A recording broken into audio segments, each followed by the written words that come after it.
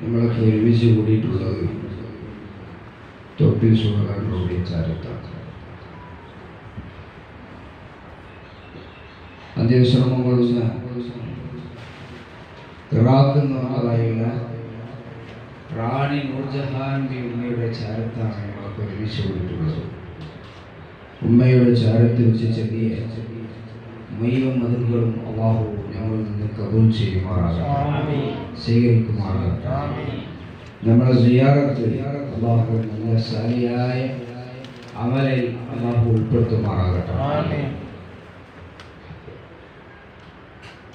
അന്ത്യവിശ്രമങ്ങളുള്ളതായി ഇറാഖിലെ റാണി നൂർജഹാൻ ഉമ്മയുടെ പറക്കത്തുകൊണ്ട് ഇവിടെ ഒരുമിച്ച് കൂടിയ സഹോദരിമാർ സഹോദരന്മാർ, നമ്മളൊക്കെ മനസ്സിൻ്റെ ഉള്ളിൽ മുഴുവൻ വിഷമങ്ങളും പ്രയാസങ്ങളും 50 വർഷത്തിൻ്റെ മുകളിലായി ഒരു ദിവസം കൂടി മുടങ്ങാൻ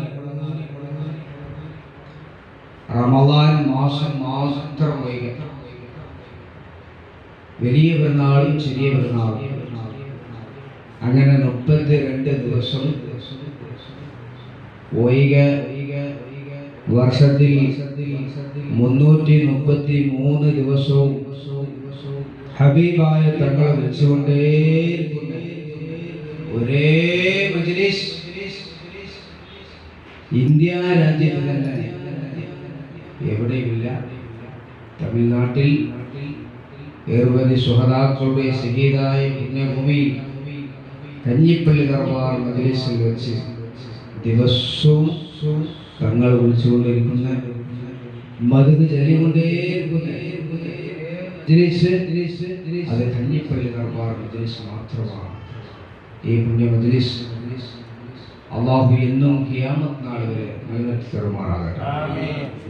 തരുമാറാകട്ടെ. ഈ മജ്‌ലിസ് ഇവിടെ തുടങ്ങി 50 വർഷത്തിന് മുകളിലായി. എത്ര വർഷമായി? 50 വർഷത്തിന് മുകളിലായി. ഒരു ദിവസം മുടക്ക് എന്ന് പറഞ്ഞാൽ റമദാൻ ഒരു മാസവും വലിയ പെരുന്നാളും ചെറിയ പെരുന്നാളും 32 ദിവസം ഇവിടെ ലീവുള്ളൂ. ബാക്കി 333 ദിവസം 50 ആണ്ട് കാലങ്ങളായി അന്ന് മുതൽ ഇന്ന് വരെ ഒരു മുടക്കവുമില്ലാതെ ഇന്നും ഈ മജ്‌ലിസ് നടത്തുന്നുണ്ട്. അല്ലാഹു ഖിയാമത്ത് നാൾ വരെ ഈ മജ്‌ലിസ് അല്ലാഹു നിലനിർത്തി തരുമാറാകട്ടെ. അലിമികൾ വലുത് വാർത്തിരിക്കുന്നതായുള്ള ഉസ്താദന്മാർ ഇവരൊക്കെ വർഷകാലങ്ങളായി ഈ മജ്‌ലിസിനെ ഉപയോഗിച്ചവരാണ്. മഹാന്മാരെ ഇഷ്ടം വെച്ച് ബഹുമാനിച്ച് ആദരിച്ച് വരുന്ന അലിമികളും മജ്‌ലിസുകൾക്ക് നേതൃത്വം നൽകുന്നതായുള്ള പണ്ഡിതന്മാരും ബഹുമാനപ്പെട്ട കാസർഗോഡ് വന്നതായുള്ള യൂസുഫ് ഉസ്താദ് ഒരുപാട് ആളുകളെ കാണുന്നുണ്ട്. മെമ്മറിയിൽ ചിലപ്പോൾ പേര് നിൽക്കില്ല. ദിവസം 100 ആളുകളെ കാണുന്നുണ്ട്. അപ്പോൾ കാസർഗോഡ് വന്ന യൂസുഫ് ഉസ്താദിൻ്റെ കൂടെ വന്ന് ഒരുപാട് സഹോദരന്മാരും സഹോദരിമാരൊക്കെ മജ്‌ലിസിൽ എത്തിയിട്ടുണ്ട്. ഇവരൊക്കെ വർഷകാലങ്ങളായി മജ്‌ലിസിനെ സ്നേഹിച്ച് ഉപയോഗിച്ച് വരുന്നവരാണ്. അല്ലാഹുവിന്റെ ഹബീബായ തങ്ങളെ ഇഷ്ടം വെച്ചവരാണ്. ഈ മജ്‌ലിസ് കൊണ്ട് ഒരുപാട് കാര്യങ്ങൾ നേടിയെടുത്തവരാണ് ഇവരൊക്കെ. എപ്പോൾ വന്നാലും ഖാജ തങ്ങളെ കഞ്ഞിക്ക് സഹായിച്ചത്.